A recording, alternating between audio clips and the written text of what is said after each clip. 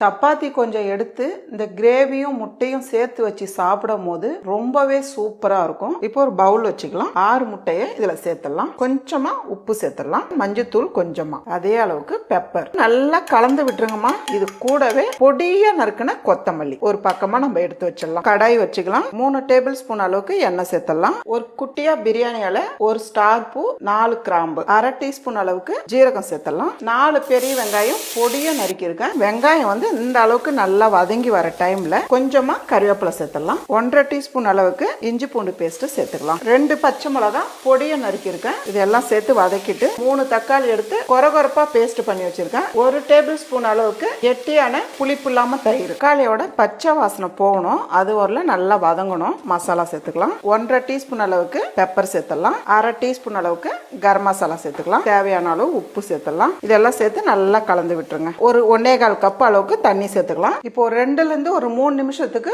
மூடி வைக்கலாம். இப்போ ஒரு தவா வச்சுக்கலாம். 2 டீஸ்பூன் அளவுக்கு எண்ணெய் சேர்த்துடலாம். 1/2 டீஸ்பூன் அளவுக்கு கடுகு சேர்த்துடலாம். இந்த டைம்ல நம்ம கலக்கி வச்ச முட்டையை சேர்த்துக்கலாம். இப்போ வந்து நம்ம அப்படியே திருப்பி விட்டுடலாம். எந்த பக்கம் முட்டை தண்ணி இருக்கோ அப்படியே திருப்பி விடுங்க. பெரிய சைஸாவே கட் பண்ணி எடுத்துக்கலாம். இந்த அளவுக்கு எடுத்துக்கோங்க. 3 நிமிஷம் ஆயிருக்கு. நம்ம பார்க்கலாம். தண்ணி மீடியமான அளவுல குறைஞ்சி வழவழப்பா இருக்கு பாருங்க. இதுல சேர்த்துடலாம். நல்லா கலந்து விட்டுருங்க. பொடியை நறுக்குன கொத்தமல்லி. அவ்வளவுதான், முட்டை பொடி மாஸ் கிரேவி ரெடி.